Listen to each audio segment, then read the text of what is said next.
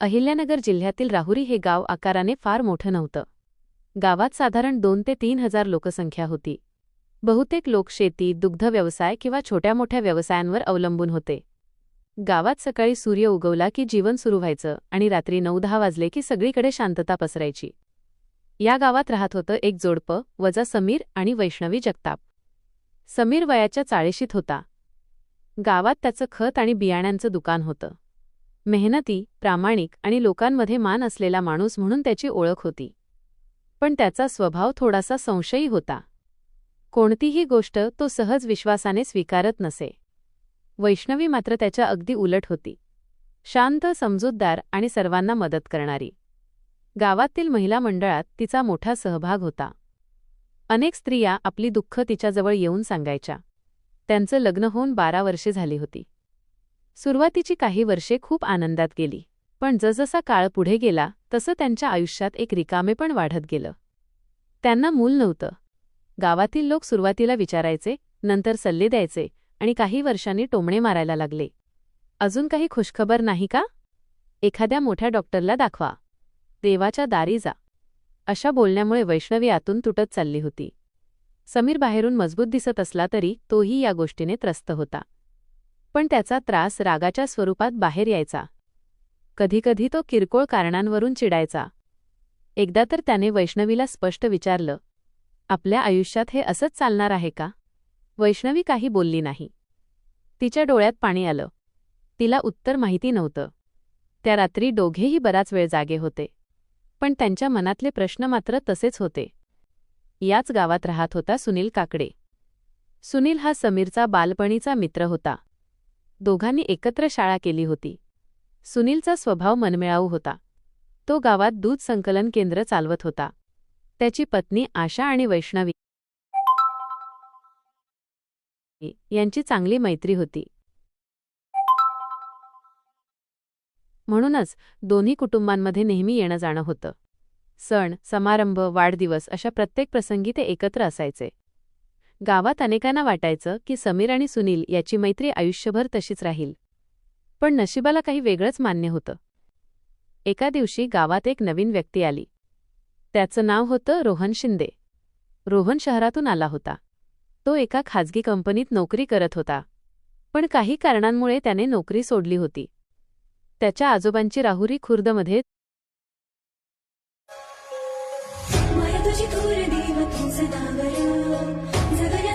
Incoming call.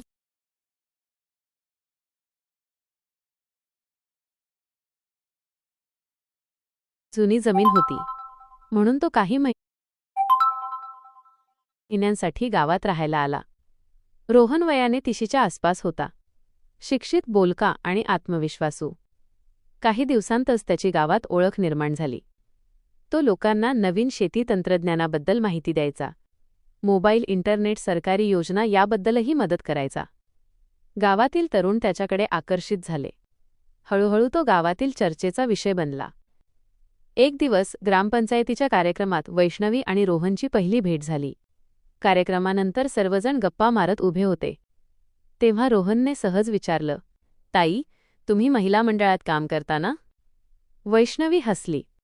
हो, थोडंसं समाजकार्य करते. खूप छान. त्या दिवशी त्यांचं बोलणं फारसं झालं नाही. पण पुढील काही दिवसांत वेगवेगळ्या कार्यक्रमांमध्ये त्यांची भेट होत राहिली. रोहन प्रत्येकाशी आदराने बोलायचा. त्यामुळे वैष्णवीलाही तो चांगला वाटू लागला. दरम्यान समीरच्या व्यवसायात अडचणी वाढायला लागल्या. त्या वर्षी पाऊस अनियमित झाला होता. शेतकऱ्यांचं नुकसान झालं. अनेकांनी उधारी घेतली पण पैसे परत दिले नाहीत. समीर तणावाखाली राहू लागला. रात्री उशिरापर्यंत तो हिशोब करत बसायचा. झोप कमी झाली होती. राग वाढत होता. वैष्णवी त्याला समजावायचा प्रयत्न करायची. पण प्रत्येक वेळी वाद व्हायचा. एकदा तर समीर चिडून म्हणाला, तुला काय कळणार व्यवसायाचं? हे ऐकून वैष्णवी गप्प बसली. पण तिच्या मनात वेदना निर्माण झाली. पूर्वी प्रत्येक गोष्ट तिच्याशी बोलणारा समीर आता दूर जात होता.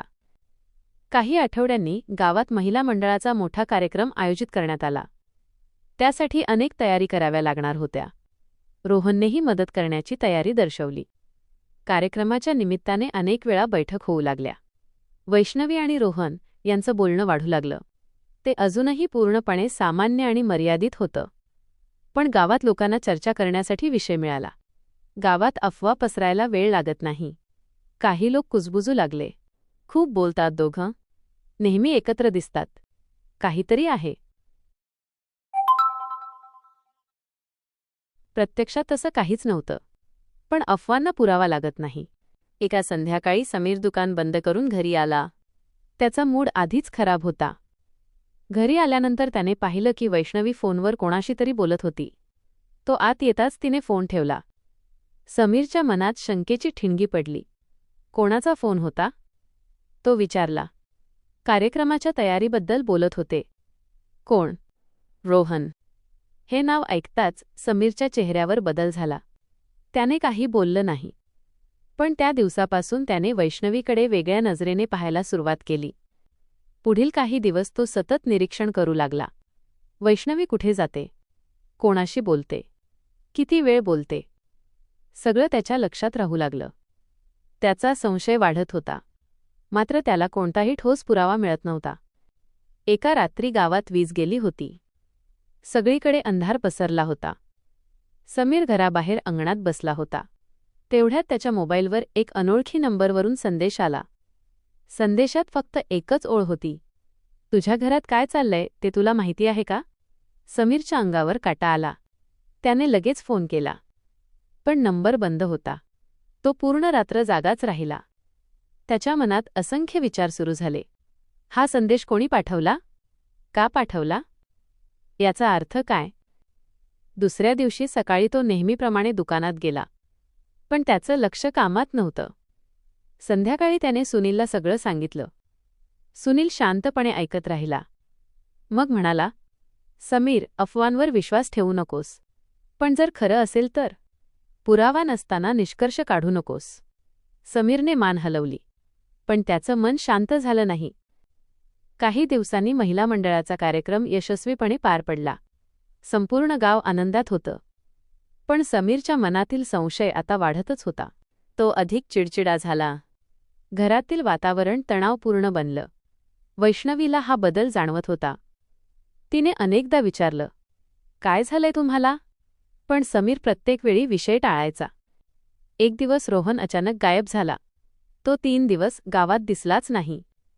कोणालाही त्याच्याबद्दल माहिती नव्हती. लोक चर्चा करू लागले. काही म्हणाले तो शहरात गेला. काही म्हणाले त्याला नवीन नोकरी मिळाली. पण सत्य कोणालाच माहिती नव्हतं. चौथ्या दिवशी तो अचानक परत आला. मात्र त्याच्या चेहऱ्यावर भीती स्पष्ट दिसत होती. तो पूर्वीसारखा हसत नव्हता. लोकांशी बोलत नव्हता. जणू काहीतरी मोठं घडलं होतं. त्या रात्री रोहन थेट वैष्णवीच्या घरी आला. समीर दुकानात होता. रोहन खूप घाबरलेला दिसत होता. तो म्हणाला, मला तुमच्याशी महत्त्वाचं बोलायचं आहे. वैष्णवी चकित झाली. काय झालं? रोहन काही क्षण शांत राहिला. मग थरथरत्या आवाजात म्हणाला, मला वाटतं कोणीतरी माझ्यावर लक्ष ठेवून आहे. काय? हो. आणि मला एक धमकीचं पत्र मिळालं आहे. वैष्णवीच्या चेहऱ्यावर चिंता उमटली. कोणाचं पत्र? रोहनने खिशातून एक चुरगळलेला कागद काढला. त्या कागदावर लाल शाईने लिहिलं होतं, तुला गाव सोडण्यासाठी 3 दिवस आहेत. नाहीतर तुझ्यासोबत असं काही होईल की लोक वर्षानुवर्षे लक्षात ठेवतील. ते शब्द पाहताच वैष्णवीच्या अंगावर शहारे आले. पण त्या दोघांना अजून माहिती नव्हतं की घराच्या बाहेर उभा असलेला एक माणूस त्यांच्या प्रत्येक शब्दावर कान देऊन ऐकत होता. आणि त्याच्या हातात आधीच एका भयंकर योजनेची सुरुवात झाली होती. रोहनने वैष्णवीसमोर ते धमकीचं पत्र ठेवताच तिच्या अंगावर शहारे आले. लाल शाईने लिहिलेले शब्द साधे नव्हते. त्यामध्ये भीती होती, इशारा होता आणि कोणीतरी मुद्दाम त्याच्या मागावर असल्याची जाणीव होती. हे तुला कुठे मिळालं? वैष्णवीने विचारलं. रोहन काही क्षण शांत राहिला.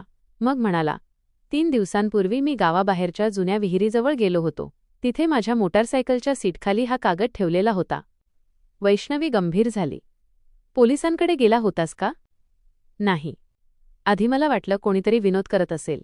पण नंतर 2दा असं झालं की मला कोणीतरी पाठलाग करत असल्यासारखं वाटलं. बाहेर अंधार होता. घराभोवती शांतता होती. पण त्यांना माहीत नव्हतं की बाहेर उभा असलेला माणूस त्यांच्या प्रत्येक शब्दाकडे लक्ष देत होता. तो माणूस काही वेळाने शांतपणे तिथून निघून गेला. पुढच्या दिवशी गावात सगळं नेहमीप्रमाणे सुरू होतं. पण रोहन मात्र अस्वस्थ होता. तो कमी बोलत होता. लोकांपासून दूर राहत होता. समीरलाही रोहनमध्ये झालेला बदल जाणवत होता. त्याच्या मनात आधीपासूनच संशय होता. काहीतरी आहे, तो स्वतःशी म्हणाला. त्या रात्री त्याने ठरवलं की आता सत्य शोधायचंच. 2 दिवसांनी गावातल्या जुन्या बाजारपेठेत चोरीची घटना घडली. एका व्यापाऱ्याच्या दुकानातून पैसे गायब झाले. सुरुवातीला लोकांनी याकडे साधी चोरी म्हणून पाहिलं. पण त्याच रात्री गावातील दुसऱ्या एका शेतकऱ्याच्या गोठ्यात आग लागली. गावात चर्चा सुरू झाली. ही साधी घटना नाही. कोणीतरी मुद्दाम वातावरण बिघडवतंय. गावात काहीतरी वेगळं सुरू आहे. रोहनला पुन्हा एक पत्र मिळालं. यावेळी त्यात फक्त एकच वाक्य होतं. वेळ संपत चालली आहे. पत्र पाहून त्याचा चेहरा पांढरा पडला. त्याने लगेच वैष्णवीला फोन केला. त्या दोघांनी भेटायचं ठरवलं. संध्याकाळी ते गावाच्या बाहेरच्या मंदिराजवळ भेटले.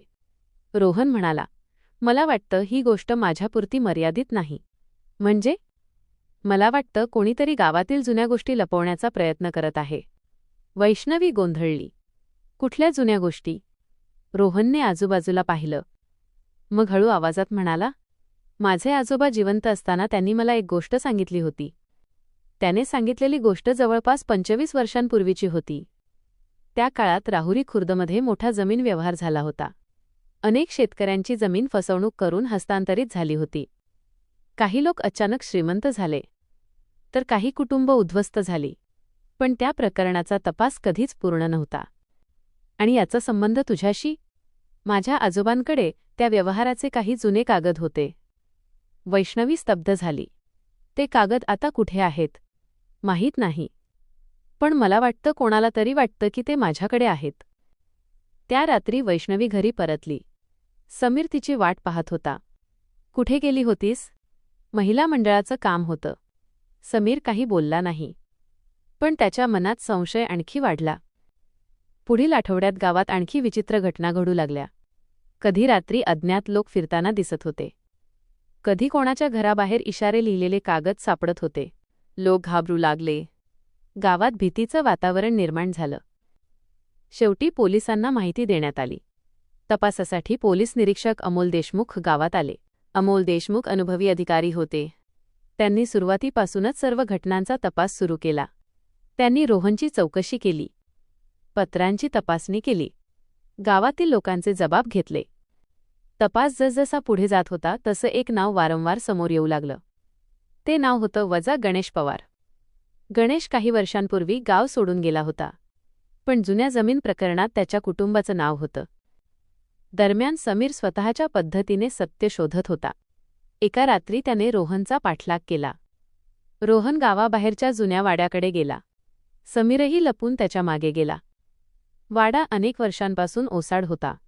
दरवाजे मोडकळीस आले होते. आत काळोख होता. रोहनने एका खोलीत प्रवेश केला. समीर दुरून पाहत होता. काही वेळाने रोहन जमिनीखालून एक लोखंडी पेटी बाहेर काढताना त्याला दिसला. समीरच्या डोळ्यांत आश्चर्य भरलं. रोहनने पेटी उघडली. त्यात जुने कागद होते. पिवळे पडलेले दस्तऐवज, जमीनचे नकाशे, स्वाक्षऱ्या आणि काही छायाचित्र. रोहन त्यांची तपासणी करत होता. तेवढ्यात मागून आवाज आला, शेवटी तुला ते सापडले. रोहन दचकला. समोर एक अनोळखी व्यक्ती उभी होती. त्या व्यक्तीचा चेहरा अंधारामुळे स्पष्ट दिसत नव्हता. तू कोण? रोहन ओरडला. तो माणूस हसला. ज्याच्यापासून तू इतके दिवस पळतो आहेस. क्षणात तिथे झटापट सुरू झाली. रोहन कसाबसा बाहेर पळाला. तो जीव वाचवून गावाकडे धावला. समीरने हे सर्व दुरून पाहिलं, पण तोही त्या व्यक्तीला ओळखू शकला नाही. दुसऱ्या दिवशी रोहन थेट निरीक्षक अमोल देशमुखांकडे गेला. त्याने सर्व सांगितलं. कागदही दाखवले. कागद पाहून अमोल देशमुख गंभीर झाले. कारण त्यात अनेक प्रभावशाली लोकांची नावं होती. तपास वेगाने पुढे जाऊ लागला. काही लोकांना चौकशीसाठी बोलावण्यात आलं. गावात तणाव वाढला. लोक 2 गटात विभागले गेले. एक गट म्हणत होता की सत्य बाहेर आलं पाहिजे. दुसरा गट म्हणत होता की जुने विषय उकरून काढण्यात अर्थ नाही. वैष्णवी या सगळ्यात अडकत चालली होती. तिला जाणवत होतं की परिस्थिती धोकादायक बनत आहे. पण आता मागे फिरणं शक्य नव्हतं. एका रात्री तिच्या घराच्या दरवाजावर टकटक झाली. तिने दरवाजा उघडला. बाहेर कोणीच नव्हतं. फक्त एक लिफाफा पडलेला होता. तिने तो उघडला. आत एक फोटो होता. त्या फोटोमध्ये ती आणि रोहन मंदिराजवळ बोलताना दिसत होते. मागे लाल अक्षरात लिहिलं होतं, पुढची वेळ शेवटची असेल. वैष्णवी हादरली. तिने लगेच रोहनला फोन केला. पण त्याचा फोन लागत नव्हता. पुन्हा प्रयत्न केला. तरीही नाही. ती रात्रभर जागी राहिली. सकाळी गावात नवीन बातमी पसरली. रोहन गायब झाला होता. त्याची मोटारसायकल गावाबाहेर सापडली होती. पण रोहनचा काहीच पत्ता नव्हता. पोलीस शोधमोहीम सुरू झाली. गावभर खळबळ उडाली. समीरलाही धक्का बसला. त्याच्या मनातले संशय आता भीतीत बदलत होते. तिसऱ्या दिवशी शोधमोहीम सुरू असतानाच एका शेतातील विहिरीजवळ काही पुरावे सापडले. ते पाहून पोलिसांच्या चेहऱ्यावर गंभीरता आली. निरीक्षक अमोल देशमुख म्हणाले, हे प्रकरण आता खूप मोठं आहे. आणि यामागे एकटाच माणूस नाही. गावातील अनेक जुनी रहस्ये उघड होण्याच्या मार्गावर होती. जमीन प्रकरण, धमकीची पत्र, गायब झालेला रोहन आणि वैष्णवीला मिळालेले इशारे. सगळं एका धाग्याने जोडलेलं होतं. पण तो धागा अजून कुणालाच स्पष्ट दिसत नव्हता. त्या रात्री निरीक्षक देशमुख आपल्या कार्यालयात बसून सर्व कागद तपासत होते. अचानक त्यांना एक जुनी नोंद सापडली. त्यात 25 वर्षांपूर्वीच्या प्रकरणातील एक साक्षीदाराचा उल्लेख होता. तो साक्षीदार अजून जिवंत होता. आणि तो राहुरी खुर्दमध्येच राहत होता. देशमुखांच्या डोळ्यात चमक आली. जर हा माणूस बोलला, ते स्वतःशी म्हणाले, तर संपूर्ण खेळ उघड होईल. पण त्याच क्षणी त्यांच्या मोबाईलवर एक कॉल आला. फोन उचलताच दुसऱ्या बाजूने घाबरलेला आवाज आला. साहेब, लवकर या. काय झालं? साक्षीदाराच्या घरात कुणीतरी घुसलंय. आणि तो माणूस रक्ताच्या थारोळ्यात रात्र गडद झाली होती. राहुरी खुर्द गावावर भीतीची सावली पसरली होती. पोलीस निरीक्षक अमोल देशमुख यांना आलेला फोन अजूनही त्यांच्या कानात घुमत होता. साहेब, साक्षीदाराच्या घरात कुणीतरी घुसलंय. आणि तो रक्ताच्या थारोळ्यात पडला आहे. देशमुख क्षणाचाही विलंब न करता घटनास्थळाकडे रवाना झाले. गावाच्या टोकाला एक जुनं कौलारू घर होतं. तिथे राहत होता हरिभाऊ मोरे. 25 वर्षांपूर्वीच्या जमीन घोटाळ्याचा तो एकमेव जिवंत साक्षीदार होता. पोलीस तिथे पोहोचले तेव्हा घराभोवती गर्दी जमली होती. देशमुखांनी आत प्रवेश केला. हरिभाऊ जमिनीवर पडलेले होते. सुदैवाने ते मृत नव्हते. त्यांच्या डोक्यावर गंभीर मार लागला होता. त्यांना तातडीने रुग्णालयात दाखल करण्यात आलं. दुसऱ्या दिवशी सकाळी देशमुख रुग्णालयात गेले. हरिभाऊ शुद्धीवर आले होते. त्यांचा आवाज कमकुवत होता. देशमुख त्यांच्याजवळ बसले. हरिभाऊ, तुम्हाला माहिती आहे का हल्ला कोणी केला? हरिभाऊ काही क्षण शांत राहिले. मग त्यांनी थरथरत्या हाताने खिशातून एक जुना फोटो काढला. देशमुखांनी फोटो पाहिला. फोटोमध्ये 5 जण उभे होते. त्यापैकी 2 जणांना देशमुख लगेच ओळखू शकले. कारण ते आजही गावात प्रभावशाली लोक म्हणून ओळखले जात होते. पण उरलेल्या 3 जणांपैकी एका चेहऱ्याकडे पाहताच देशमुखांच्या भुवया उंचावल्या. तो चेहरा त्यांना कुठेतरी पाहिल्यासारखा वाटला. दरम्यान वैष्णवी सतत रोहनबद्दल चिंतेत होती. 3 दिवस झाले होते. रोहनचा काहीच पत्ता नव्हता. त्याचा फोन बंद होता. मोटारसायकल सापडली होती. पण तो कुठे गेला याचा कोणताही पुरावा नव्हता. गावात अनेक अफवा पसरत होत्या. कोणी म्हणत होतं तो गाव सोडून गेला. कोणी म्हणत होतं त्याचं अपहरण झालं. तर काहीजण म्हणत होते की तो जिवंतच नाही. वैष्णवी या सगळ्यामुळे पूर्णपणे अस्वस्थ झाली होती. समीरही शांत नव्हता. त्याच्या मनात अजूनही अनेक प्रश्न होते. रोहन खरंच कोण होता? तो अचानक गावात का आला होता? त्याला जमीन घोटाळ्याच्या कागदांची माहिती कशी होती? आणि सर्वात महत्त्वाचं म्हणजे कोण त्याचा जीव घेण्यामागे लागलं होतं? त्या रात्री समीरला झोप येत नव्हती. तो अंगणात बसला होता. अचानक त्याच्या घराच्या गेटबाहेर कोणीतरी उभं असल्याचं त्याला दिसलं. तो धावत बाहेर गेला. पण तिथे कोणीच नव्हतं. फक्त एक लिफाफा पडलेला होता. त्याने तो उघडला. आत एक फोटो होता. फोटो पाहताच त्याचा श्वास अडकला. कारण त्या फोटोमध्ये रोहन दिसत होता. तो जिवंत होता. पण त्याचे हात बांधले होते. आणि त्याच्या मागे उभा असलेला माणूस चेहरा झाकून उभा होता. फोटोच्या मागे एक वाक्य लिहिलं होतं, सत्य शोधायचं थांबवा, नाहीतर पुढचा नंबर तुमचा. समीर थेट पोलीस स्टेशनला पोचला. देशमुखांनी फोटो पाहिला. त्यांच्या चेहऱ्यावर चिंता उमटली. याचा अर्थ स्पष्ट होता. रोहन जिवंत होता आणि कोणीतरी त्याला कैद करून ठेवाल्याचे स्पष्ट दिसत होते. तपास आता आणखी वेगाने सुरू झाला. फोटोचं विश्लेषण करण्यात आलं. पार्श्वभूमीत काही लाकडी खांब दिसत होते. काही लोखंडी पत्रेही दिसत होती. देशमुखांनी गावातील जुन्या गोदामांची माहिती मागवली. अनेक ठिकाणी तपास करण्यात आला, पण काहीच मिळालं नाही. याच दरम्यान हरिभाऊ मोरे यांनी पुन्हा देशमुखांना भेटण्याची इच्छा व्यक्त केली. देशमुख रुग्णालयात गेले. हरिभाऊ म्हणाले, साहेब, आता वेळ आली आहे सत्य सांगायची. देशमुख शांतपणे ऐकत राहिले. हरिभाऊ पुढे म्हणाले, 25 वर्षांपूर्वी जमीन घोटाळा झाला तेव्हा गावातील काही प्रभावशाली लोकांनी गरीब शेतकऱ्यांची जमीन फसवणुकीने घेतली होती. त्या व्यवहारात अनेक बनावट कागद तयार करण्यात आले, पण त्या सगळ्यामागे एकच माणूस होता. देशमुख पुढे झुकले. कोण? हरिभाऊ थोडा वेळ शांत राहिले. मग त्यांनी नाव घेतलं. ते नाव ऐकताच देशमुख स्तब्ध झाले, कारण ते नाव गावातील एका प्रतिष्ठित व्यक्तीचं होतं, ज्यावर कोणालाही संशय नव्हता. दुसऱ्या दिवशी पहाटेच पोलिसांनी छापा टाकण्याचा निर्णय घेतला. पथक तयार झालं. गावाच्या बाहेर असलेल्या एका मोठ्या बंगल्याकडे सर्वजण रवाना झाले. बंगल्याचा मालक होता गणेश पवार, ज्याचं नाव सतत तपासात समोर येत होतं. पोलीस बंगल्यात शिरले. संपूर्ण जागेची झडती घेण्यात आली. अनेक कागदपत्रं सापडली. जुने व्यवहार सापडले. बनावट स्वाक्षऱ्यांचे पुरावे सापडले. पण रोहनचा काहीच पत्ता नव्हता. देशमुख निराश झाले.